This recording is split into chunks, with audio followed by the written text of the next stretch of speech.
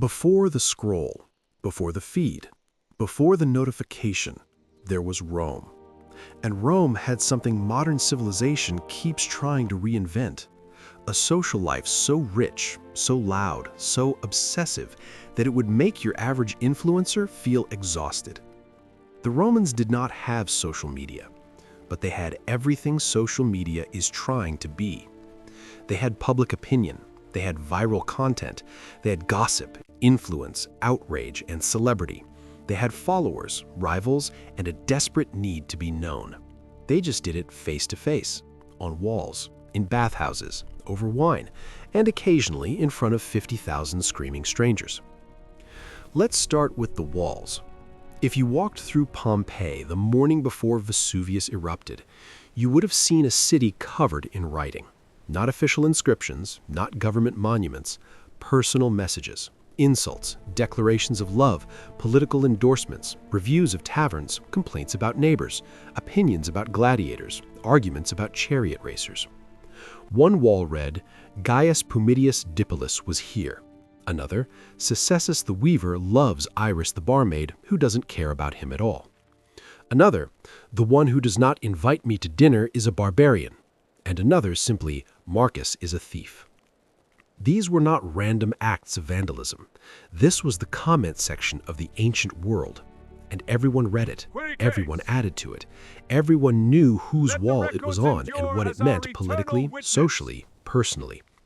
The walls of Pompeii alone contain more than 11,000 pieces of graffiti, 11,000 individual voices, preserved by ash, speaking across 2,000 years. Sound familiar? The Roman Forum was not a quiet government building.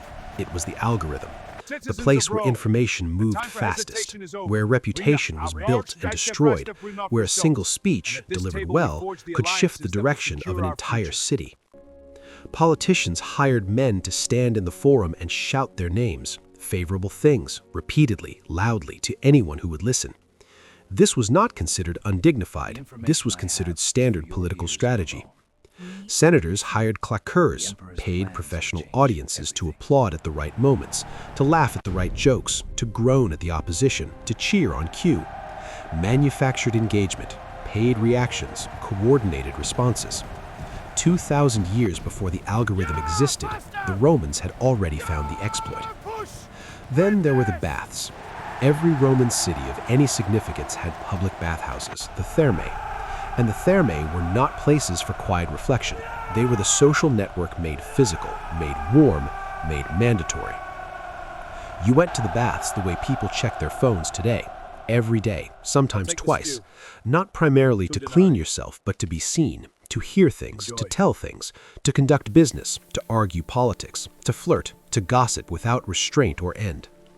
Rich and poor bathed side by side, senators next to street vendors, merchants next to soldiers, and information moved through those steaming rooms faster than any courier could carry it.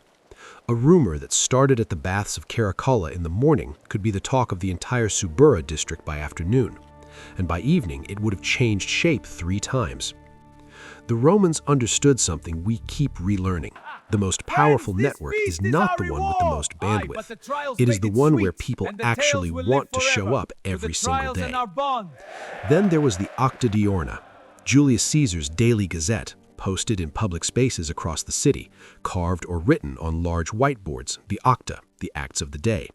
Senate proceedings, military victories, criminal verdicts, births in the imperial family, public notices, appointments and dismissals, and yes, society gossip, scandal, the names everyone was talking about. Scribes copied the Acta by hand and dispatched them to contacts in other cities. Wealthy Romans stationed in the provinces wrote desperate letters home begging their contacts to send the latest news from Rome. Cicero himself wrote to his friend Atticus asking for updates, summaries, context, the way we reload a news feed hoping something important has changed. Often, nothing had changed. That is also very Roman. The dinner party, the convivium, was its own closed information economy. To be invited to the right table was to have access to the right conversation, the right connection, the right version of events that had not yet made it to the walls or the forum. The host curated the guest list the way a platform curates a feed. Who sat next to who was a deliberate political calculation. What was served communicated wealth and status. How long you were permitted to speak communicated exactly where you stood.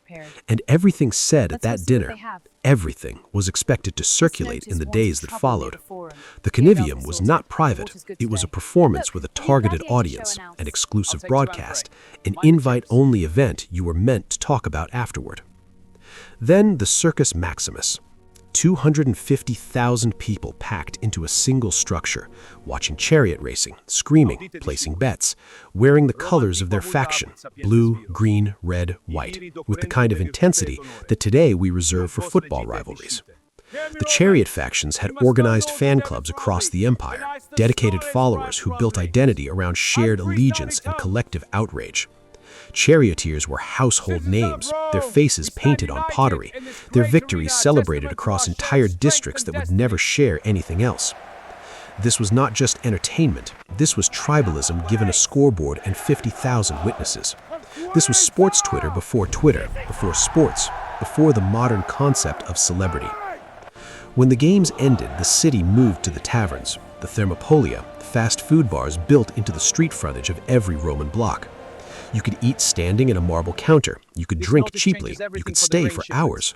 And on the walls of those taverns, more graffiti, more names, more opinions. One discovered in Pompeii read, "We have wet the bed, I confess it, innkeeper, but there was no chamber pot." A one-star review, Roman style, posted for the whole city to read and judge. Letters completed the network. Private couriers on imperial roads, a letter from Rome to Egypt arriving in 2 weeks under favorable conditions. And Romans wrote constantly, obsessively, to catch up on what they had missed, to share what others had not yet heard, to perform their intelligence, their wit, their connections. Cicero's surviving letters, hundreds of them, read like the correspondence of a man who is brilliant, anxious, politically obsessed, and constantly checking whether anyone has replied yet. He was not so different from us. What the Romans understood instinctively before any of the technology existed is that the craving itself is ancient. The need to connect, to be seen, to share what happened today, to know what everyone else thinks, to influence what they think tomorrow. Social media did not invent that need. It simply found a faster, louder, more addictive way to feed it. The Romans had their walls, their bathhouses, their forums and dinner tables, their gossip networks running at full speed through a city of 1 million people. They were loud, opinionated, politically charged, and relentlessly social. They argued in public. They performed their lives for audiences. They built systems to broadcast their views and track the views of others. And then, like all empires, they fell. If you enjoyed this video, give it a like and subscribe to the channel for more hidden stories from history. Thanks for watching, and see you in the next video.